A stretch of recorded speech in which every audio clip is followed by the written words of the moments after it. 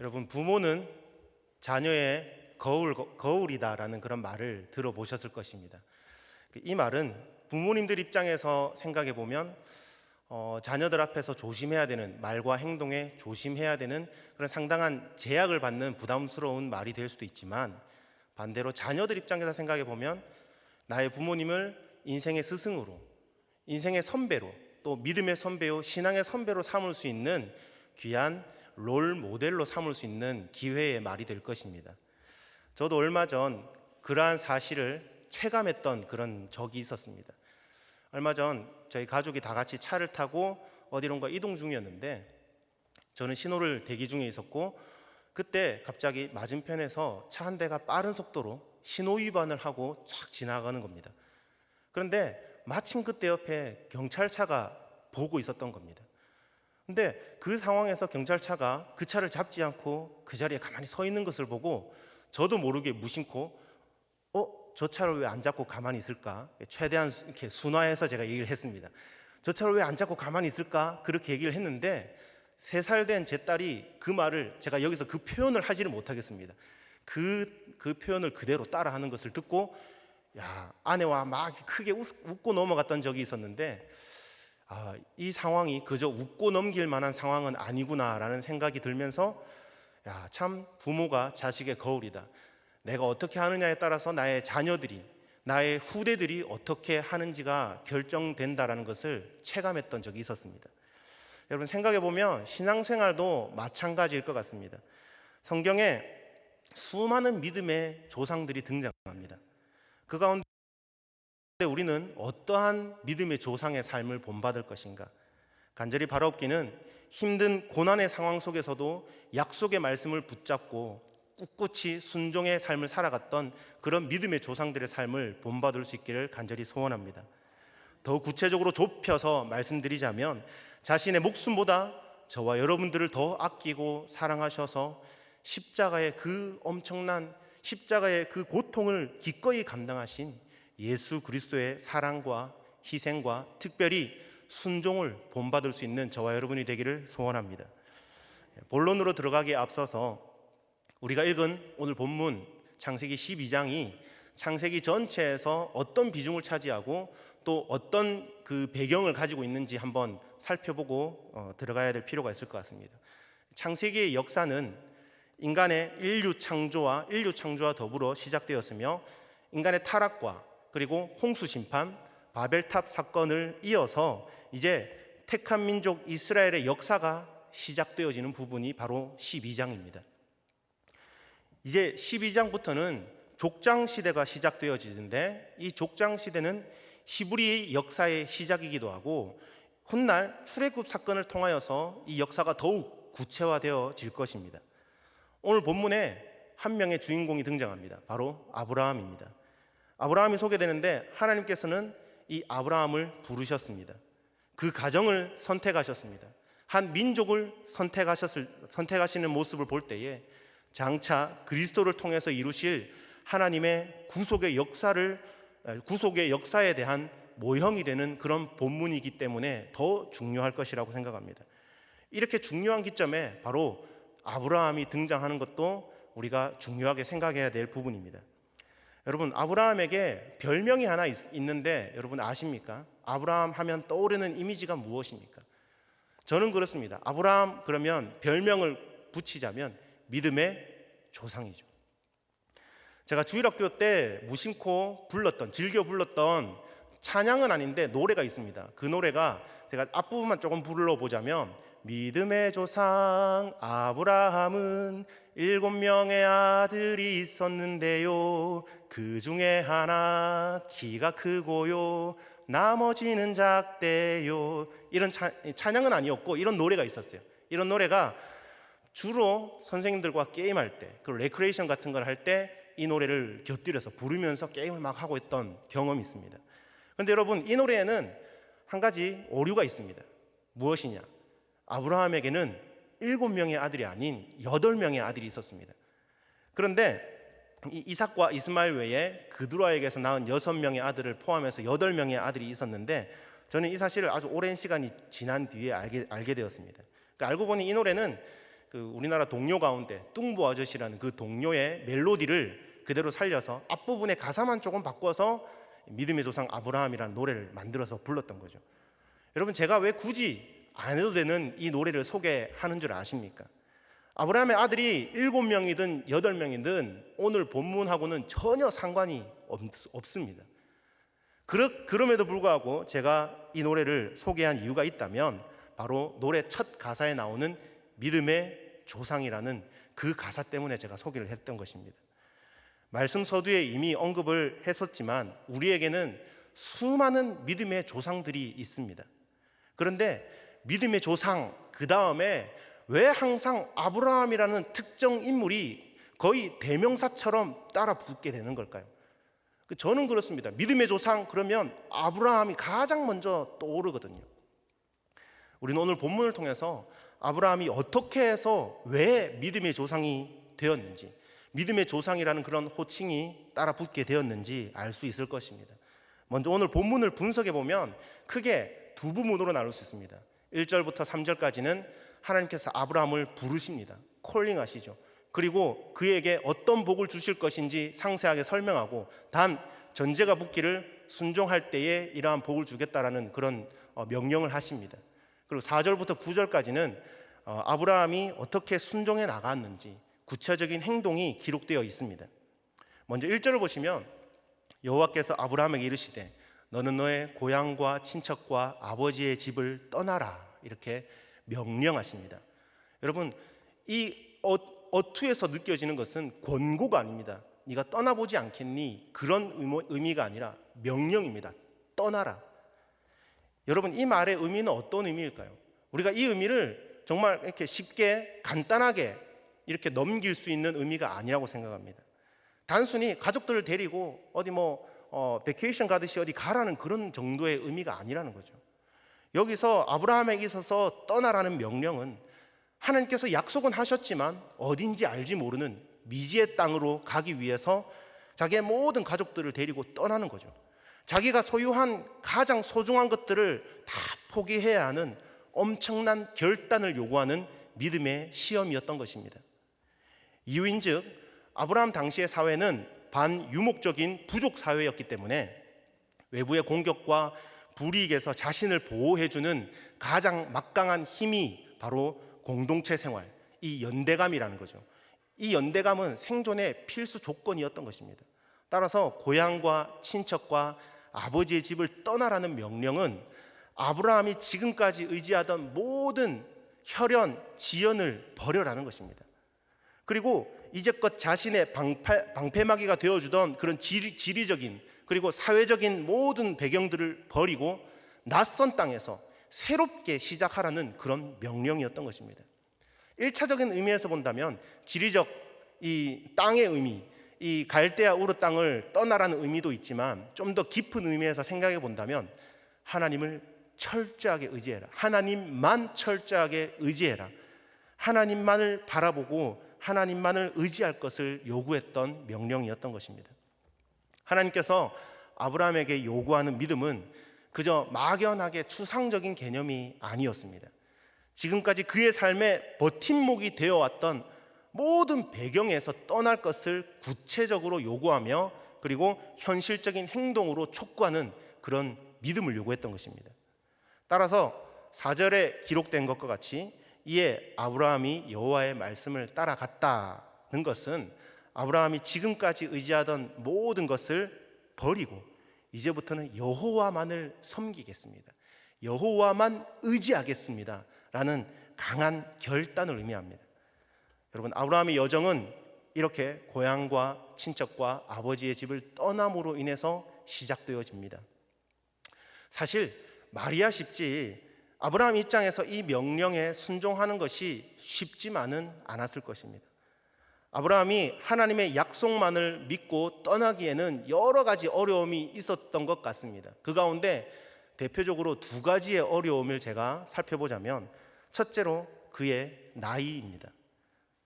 4절 말씀해 보시면 그가 하란을 떠날 때에 나이가 75세입니다. 물론 당시 평균 수명을 생각해 보면 이제 한 절반 정도, 절반가량의 삶을 살았다고 볼 수 있지만 그래도 새로운 곳에서 자기가 이제까지 다 쌓아왔던 것들을 버리고 새로운 곳에서 새로운 삶을 시작하기에는 다소 많은 나이라고 생각되어집니다. 둘째로 본문 6절을 읽어보시면 알 수 있는 내용인데, 아브라함이 떠날 당시, 그때 당시 가나안 땅은 비어있는 땅이 아니었다는 거죠. 놀고 있는 땅이 아니었다는 것입니다. 가나안에는 이미 많은 사람들이 살고 있었다는 것을 말씀을 통해서 알 수 있습니다. 아브라함과 그의 친족들이 부족을 이루고 살면서 외부의 어떤 그 압력과 외부의 세력들을 통하여서 견제하며 그렇게 힘겹게 살아왔듯이 가나안 땅에 살았던 사람들도 예상컨대 분명히 부족 사회, 부족 단위의 그런 삶을 살고 있었을 것이고, 나름대로 여러 외부의 세력이 있을 때에, 침투가 있을 때에 막으려고 협력하고 그 연대감으로 열심히 살았을 것입니다. 그런데 과연 아브라함이 무슨 수로 그곳에 사는 수많은 원주민들을 몰아내고 땅을 차지할 수 있겠냐라는 것이죠. 이러한 상황을 고려해 볼 때에 아브라함의 결정이 얼마나 더 어려웠던 결정이고 대단한 것이며 정말 말씀에 철저하게 순종했던 결단이었는지 우리가 알 수 있다는 거죠. 일부 주석가들은, 신학자들은 아브라함을 이야기할 때 믿음과 순종의 부분을 구분지어서 설명합니다. 그래서 아브라함을 이야기할 때는 믿음보다는 순종을 더 강조해야 된다라고 이야기합니다. 하지만 아브라함이 이 어려운 상황에서도 불구하고 순종할 수 있었던 것은 그 가운데 하나님에 대한 확고한 믿음이 있었기 때문인 줄 믿습니다. 즉 아브라함에게 있어서 이 믿음과 순종이라는 개념은 결코 분리할 수 없는 개념이라는 거죠. 두 가지 요소는 쉽게 구분 지을 수 없을 뿐 아니라 함께 취급되어야 더 의미 있는 것인 줄 믿으시기를 바랍니다. 여러분, 인생의 황혼기에 접어든 그에게 임한 하나님의 도전이 오늘 말씀을 전하는 저에게나 말씀을 들으시는 여러분에게 시사하는 바가 크다고 생각합니다. 상식적으로 생각할 때 그의 나이가 새로운 삶에 새로운 곳에서 도전하기에는 작지 않은 나이라고 말씀드렸습니다. 그러나 나이는 숫자에 불과하다라는 그런 숫자에 불과하며 하나님의 일을 하는데 전혀 장애물이 될 수 없다라는 사실을 성경은 누누이 암시하고 있습니다. 대표적인 예로 들자면 하나님께서 예레미야를 선지자로 부르셨을 때에 그의 나이가 20살이 채 되지 않은 연소한 나이였습니다. 심지어 이 예레미야는 성격이 내성적이고 아주 소극적인 사람이었습니다. 그래서 자신은 하나님의 일을 하기에는 부족하고 어리다고 했습니다. 반면에 모세는 80세에 하나님의 부름 앞에서 하나님께서 부르셨을 때에 나는 나이가 많고 늙어서 하나님의 일을 할 수 없습니다. 물론 겸손의 모습으로 받아들일 수 있지만 하나님께 나는 나이가 많아서 할 수 없습니다. 그렇게 얘기했습니다. 만일 사람이 자기의 재능과 자기가 가진 능력으로 하나님의 일을 한다고 한다면 우리는 이 두 사람의 말에 전적으로 공감할 수밖에 없습니다. 그러나 여러분 아시다시피 하나님은 그렇게 사역하시지 않습니다. 하나님은 우리가 가지고 있는 재능과 환경과 나의 달란트들을 마음껏 충분히 사용하시기도 하지만 좀 부족한 부분이 있더라도 필요하다면 하나님께서 직접 채워가시고 훈련시켜 나가면서 사용하신다는 것을 명심하시기 바랍니다. 불가능하게 보이는 하나님의 약속 앞에서 아브라함은 어떻게 반응합니까? 그는 단순하게 하나님의 말씀을 따라갔다. 그냥 이 한 구절로 성경은 말씀을 따라갔다. 이 한마디로 그의 결단과 행동을 기술하고 있습니다. 그러나 그런 행동이 나오기까지 결코 짧지 않은 고민의 시간이 있었을 것이라고 확신합니다. 여러 면에서 부족했던 아브라함이지만 믿음의 조상이라고 불려지는 이유가 바로 여기에 있는 것 같습니다. 하나님이 말씀하실 때 자신의 생각과 모든 환경을 거부하고 무작정 하나님이 원하시는 길을 떠나는 정신, 바로 그 정신이 하나님을 감동시키는 믿음이요 역사를 일으키는 순종인 줄 믿으시길 바랍니다. 이런 아브라함이라고 항상 믿음이 좋았고 항상 신앙이 좋았습니까?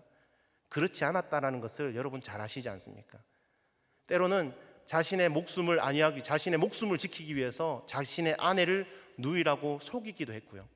하나님께서 아들을 주시겠다고 약속하셨는데 그 약속을 믿지 못했다기보다는 그 조바심 때문에 기다리지 못함으로 하갈을 통해서 이스마엘이라는 아들을 낳기도 하는 모습을 볼 수 있죠. 여러분, 그럼에도 아브라함은 하나님의 말씀을 따라갔고 결국에는 믿음의 조상이 되었습니다. 그래서 여기서 한 가지 교훈을 얻자면, 비록 부족한 믿음일지라도 하나님은 완벽한 모습을 기대하지 않습니다.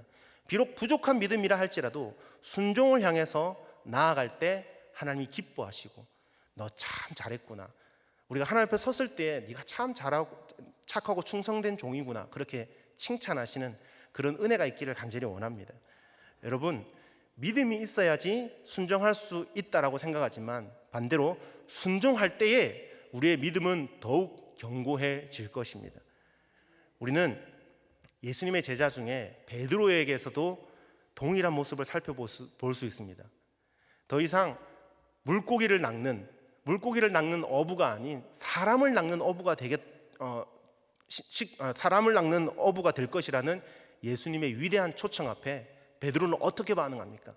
집에 가서 이렇게 준비할 거 준비하고요, 그렇게 하지 않았습니다. 당장 그 자리에서 배와 그물을 버려두고 뒤도 돌아보지 않고 예수님을 따르는 것을 볼 수 있지 않습니까? 찬란한 미래가 보장되어 있는 안전한 미래가 보장되어 있지 않아도 부르시는 분이 주님이시라면 우리가 모든 것들을 버리고 예수님께 나의 삶을 올려드려야 될 줄로 믿습니다. 물론 베드로의 믿음도 완전한 것은 아니었죠. 그러나 베드로는 자신의 모습 그대로 순종했으며 주님은 그런 베드로를 기쁘게 보시고 어여삐 보셔서 그 베드로를 양육하시고 훈련시키셔서 위대한 사도로 세워가시는 것을 볼 수 있습니다. 사실 베드로를 소개할 필요까지도 없고 순종에 있어서 최고의 본을 보이신 분을 소개하자면 바로 우리 예수님이시지 않습니까? 그 참혹한 십자가 고통을 감당하시면서까지 우리를 사랑하시고 아버지의 뜻을 이루어 가시는 그 순종이야말로 인류 역사상 가장 위대하고 가치 있는 순종이 아니겠나라고 생각해 봅니다. 사랑하는 여러분, 하나님께서 오늘 이 시간 말씀을 듣는 모든 분들을 향한 한 분 한 분을 향한 분명한 기대가 있는 줄 믿습니다. 그 기대는 바로 말씀에 순종함으로 말씀에 순종하고 믿음으로 행동해 나가는 것입니다. 하나님께서 큰 것, 대단한 것을 요구하실 것 같지만 실제로 그렇지 않습니다.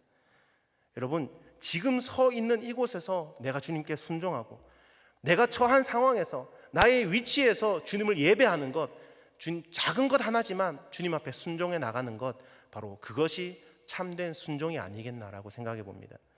하지만 때때로 우리의 연약한 인간이기 때문에 우리 연약한 인간의 모습은 어떻습니까? 내가 원하고 이성적으로 동의가 되고 공감이 되는 부분에 있어서는 동의하기 쉽지만 아멘 할 수 있지만 이성적으로 또는 현실적으로 불가능한 좀 어려워 보이는 문제 앞에서 거기에 아멘하고 동의하고 순종하기에는 쉽지 않을 것입니다. 그러나 하나님께서 원하시는 순종은 즉각적인 순종을 원하신다는 것입니다. 오늘 이 아브라함을 통해서도 알 수 있지 않습니까? 여러 가지 경우의 수를 다 따져보고 혹시나 만에 하나 실패했을 경우에, 순종했다가 실패했을 경우를 생각해서 빠져나갈 구멍을 다 만들어 놓은 다음에 순종하는 것은 즉각적인 순종이 아닐 것입니다. 아브라함과 같이 당장 눈앞에 보이는 것도 없고 손에 잡히는 것도 없지만 그럼에도 불구하고 하나님의 약속의 말씀이 주어졌기 때문에 그 말씀 붙들고 순종했던 이 아브라함을 본받을 수 있기를 원합니다. 우리들도 이러한 순종의 모습으로 나아가기를 간절히 소원합니다. 아브라함의 순종이 더욱 돋보이는 것은 바로 목적지를 알지 못했지만 그저 떠나라는 명령에 따랐다는 것입니다. 1절 말씀을 다시 보시면 내가 내게 보여줄 땅으로 가라 라고 기록되어 있는데, 우리가 보고 있는 이 개역개정 그 전에 개역 한글 성경을 보시면 이렇게 기록합니다. 내가 내게 지시할 땅으로 가라 라고 기록합니다. 그런데 사실 이 부분의 원어적인 해석을 살펴보면 내가 너로 보게 할 땅, 내가 내게 보여줄 땅, 이런 해석이 더 적합하기 때문에 이 부분은 우리가 지금 현재 보고 있는 개역개정 성경이 훨씬 더 잘 수정해서 기록되어 있는 것으로 알고 있습니다. 아무튼 이 의미에 따르면 아브라함에게는 아직 어디로 가야 되는지의 정확한 방향과 목적지가 전달되지 않은 상태입니다. 하나님께서는 아브라함에게 고향과 친척과 아버지의 집을 떠나라 라고 강력하게 요구하셨으나 실상 그가 가야 할 곳은 구체적으로 명시하지 않으셨던 것입니다. 그런데 여기서 우리가 주목해 볼 만한 것이 있는데 그것은 바로 땅이라는 개념입니다. 땅. 앞에 나오죠. 내가 내게 보여줄 땅. 우리가 본 한글 성경에는 그냥 내가 내게 보여줄 땅 이렇게 번역을 했지만 영어 성경을 보시면 이렇게 기록되어 있습니다. Go to the land that I will show you. 그 땅을 보여주겠다는 거죠. 그런데 그 앞에 막연하게 내가 보여줄 땅이라고 해석을 하는 것이 아니라 내가 보여줄 그 땅이라는 거죠. 정관사 더를 사용해서 정확한 목표를 암시하고 명령을 하는 것을 볼 수 있습니다. 뿐만 아니라 원어 성경을 보시더라도 땅이라는 단어가 헤레츠라는 단어인데 그 앞에 정관사 하가 붙습니다. 이것은 그라는 정확한 목표와 목적이 있을 때 붙는 그런 정관사이죠. 그래서 하가 붙어서 하 아레츠라는 그런 단어를 사용하는 것을 보았을 때 이때 당시 명령을 했을 때 하나님의 입장에서는 분명한 목적지와 분명한 아브라함이 가야 되는 분명한 목적지가 정해져 있었다라는 것을 알 수 있게 됩니다. 오늘날 성경을 읽는 우리들은 이 아브라함의 이야기, 그 이후의 이야기, 즉 아브라함의 결론을 우리가 잘 알고 있기 때문에 그 땅이 가나안이었다는 것을 우리가 알고 있습니다. 하지만 그 목적지가 가나안 땅을 우리는 알고 있지만 아브라함은 몰랐다는 거죠. 히브리서 11장 8절에 이렇게 기록합니다. 믿음으로 아브라함은 부르심을 받았을 때 순종하여 장래의 유업으로 받을 땅에 나아갈새, 중요한 표현이죠. 갈 바를 알지 못하고 나아갔다라고 합니다. 어딘지 모르는 상황에서 그저 떠났다라는 것입니다. 이렇게 기록하므로 그 당시 아브라함은 목적지를 몰랐지만 하나님이 떠나라고 하시는 그 말씀의 절대적인 순종으로, 절대적인 행동으로 믿음을 보여줬다는 것을 확인할 수 있죠. 여러분, 우리도 약간 모습은 다를 수 있지만 이런 유사한 경험을 해본 적이 있지 않습니까? 갑작스러운 어려움이나 예상치 못한 일을 만났을 때 내 생각에는 이렇게 문제를 풀어나갔으면 좋겠는데 하나님이 아니라고 하실 때가 있지 않습니까? 뿐만 아니라 어떤 일을 만났을 때 세상적인 방법으로 내가 가진 경험, 내가 가진 세상적 지식으로 이 일을 풀어나가려고 할 때에 하나님께 기도하면 아니다, 조금 더 인내하고 기다려라 라고 하실 때가 있지 않습니까? 그럴 때에 사실 인간적인 마음으로는 답답하고 가슴이 막 조여오죠. 그러나 하나님께서 나는 보이지 않지만, 나는 목적지가 보이지 않고 방법이 보이지 않지만 하나님이 맞다고 하시면 가야 될 줄로 믿습니다. 또 방법이 없는 것 같지만 도저히 세상적으로는 불가능해 보이지만 하나님께서 방법이 있다, 평안하라 라고 하실 경우에는 마음의 평안을 찾아야 될 줄로 믿습니다. 여러분, 아브라함이 오늘날까지 후대들에게 믿음의 조상으로 남을 수 있었던 이유가 바로 이것 아니겠습니까? 아브라함의 이런 행동은 하나님만을 절대적으로 신뢰하는 강한 결단에서 비롯된 것인 줄 믿습니다. 그러나 그의 강한 결단 이면에는 눈에 보이는 행복보다 영원한 행복을 바라보게 하시고 그에게 더 큰 용기를 가지고 앞으로 나아갈 수 있도록 권고하시는 하나님의 사랑이 있었다는 것을 반드시 기억하시길 바랍니다. 이런 사랑을 체험한 우리들은 하나님에 대한 신뢰와 믿음이 부분적이어서는 안 될 것입니다. 왜냐하면 절대적인 믿음만이 하나님을 기쁘시게 할 수 있기 때문입니다. 믿음이라는 것은 비록 눈에 보이지는 않더라도 그것을 붙드는 것입니다. 신뢰하는 것입니다. 여러분, 불신자들도 다 보여주고 현상을 보여주고 믿어라 그러면 쉽게 믿을 수 있지만 우리는 다르지 않습니까? 눈에 보이지 않지만, 손에 잡히지 않지만, 아무것도 보이지 않지만 그것을 믿을 수 있는 그것이 바로 진정한 믿음이며 진정으로 하나님만을 붙드는 그런 믿음이 아니겠나 생각합니다. 여러분, 히브리서 11장을 우리가 믿음장이라고 얘기하죠. 그 믿음장의 첫 번째 절에 이렇게 소개합니다. 믿음은 바라는 것들의 실상이요 보이지 않는 것들의 증거니. 그전 성경은 보지 못하는 것들의 증거니 그렇게 기록합니다. 2절에 뭐라고 하냐면 선진들이 이로써 증거를 얻었느니라 이렇게 기록하죠. 근데 여기 이로써라는 단어 안에는 믿음으로 행했기 때문에라는 그런 의미가 내포되어 있습니다. 믿음으로 순종했기 때문에 증거를 얻었느니라. 믿음을 보였기 때문에 증거를 얻었다는 것은 우리들도 그러한 삶을 살아가야 되는 그런 의미로 우리가 받아들여야 될 것입니다. 말씀을 좀 정리해 보겠습니다. 오늘 말씀의 초점은 아브라함이 받은 복에 맞추어져 있지 않습니다. 제가 죄송하게도 그 뒷부분은 아예 다루지를 않았습니다. 아브라함이 어떤 복을 받았고 하나님께서 어떻게 채워주셨는지는 소개하지 않았습니다. 여러분, 이 시대 많은 크리스찬들 중에는 성도들 중에는 아브라함의 삶을 롤 모델로 삼고 아브라함의 그 삶을 동경하며 나도 저런 삶을 살고 싶다라고 결단하는 분들이 많습니다. 그런데 안타까운 것은 그 목적 가운데 잘못됐다기보다는 조금 이렇게 너무 한쪽으로 치우쳐져서 너무 결과론적인 결론만 바라보는 그런 안타까운 모습을 볼 수 있다는 거죠. 다시 말해서 아브라함이 그 명령 앞에서 고민하고 고뇌하고 또 믿음을 보여주고 순종을 했던 그런 과정들은 별로 중요하지 않고 제쳐두고 아브라함과 그의 후손들이 넘치도록 받아 누린 그런 복에만 관심이 많다라는 것입니다. 물론 아브라함과 같은 그런 복 받으면 좋죠. 저도 복 받고 싶습니다. 복을 부정하거나 복에 관심이 없는 것은 아닙니다. 그러나 다만 그러한 복을 기대하기에 앞서서 하나님께서 나에게 기대하시는, 하나님께서 나에게 요구하시는 순종이 무엇인지를 깨달아 알 수 있는 것이 먼저인 줄 믿습니다. 그리하여서 내 삶의 기준이 하나님의 말씀이 되고 그 말씀에 철저하게 순종해 나가기를 간절히 소원합니다. 여러분, 선, 순종, 후, 복이라는 거죠. 후의 복은 여러 가지 다양한 형태의 복으로 채워질 것입니다. 우리가 그 복에 대해서 어떻게 예상할 수 없죠. 하나님께서 필요에 따라서 원하실 때 채워주는 복이 있을 뿐이고 그 앞에 우리는 순종을 해야 되는 우리의 마땅한 사명, 마땅한 본연의 사명인 것입니다. 여러분, 제가 참 좋아하는 찬양 중에 주님 말씀하시면 이라는 찬양이 있습니다.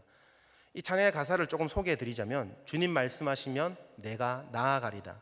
주님 뜻이 아니면 내가 멈춰서리다. 나의 가고 서는 것 주님 뜻에 있으니 오 주님 나를 이끄소서. 뜻하신 그곳에 나 있기 원합니다. 이끄시는 대로 순종하며 살리니 연약한 내 영혼 통하여 일하소서. 오 주님 나를 이끄소서. 할렐루야. 여러분, 간절히 바라옵기는 이 찬양의 가사 한 소절 한 소절이 우리의 삶으로 옮겨지기를 원합니다. 주님 말씀하실 때에 가는 거죠. 주님이 멈춰라고 할 때 멈춰 설 수 있는 그런 용기, 그런 믿음, 그런 순종이 저와 여러분 삶 가운데 행동으로 옮겨져 나가기를 간절히 소원합니다. 날마다 시간마다 주의 성령이 우리의 삶을 인도해 달라고 간구할 수 있는, 그리고 성령의 충만함을 기대하고 또 때에 따라서 헌신의 자리가 필요하다면 나의 삶을 드리고 때로는 물질이 필요하다면 물질도 드리고 또 순종의 믿음을 실천해 나감으로 하나님을 기쁘게 해드리는 저와 여러분이 되기를 간절히 소원합니다. 여러분, 마지막으로 우리가 잘 알고 있는 사무엘상 15장 22절 하반절 말씀, 이 한 말씀을 다 같이 한번 선포하고 제가 기도하기를 원합니다. 다 같이 순종이 벌써 아시겠죠? 그 뒷부분은 다 같이 한번 자기 스스로에게 되뇌이면서 선포합시다. 순종이 얼마나 중요한 것이고 우리의 삶 가운데 꼭 이루어져 나가야 된다는 것을 다시 한번 나에게 스스로 선포하면서 이 말씀을 읽겠습니다. 시작. 순종이 제사보다 낫고 듣는 것이 수양의 기름보다 나으니라. 한 번 더 읽겠습니다. 시작. 순종이 제사보다 낫고 듣는 것이 수양의 기름보다 나으니라. 아멘. 여러분, 이러한 순종, 오늘 특별히 아브라함의 순종을 구체적으로 살펴보았지만 이건 그냥 아브라함의 순종으로만 끝나야 될 문제가 아니라 우리의 삶 가운데, 또 우리의 자녀들의 삶 가운데, 그 뒤에 계속 이어지는 우리 후대들의 삶 가운데 이러한 순종이 되물림되고 계속 이렇게 전해 내려져야 될 줄로 믿습니다. 기도드리겠습니다.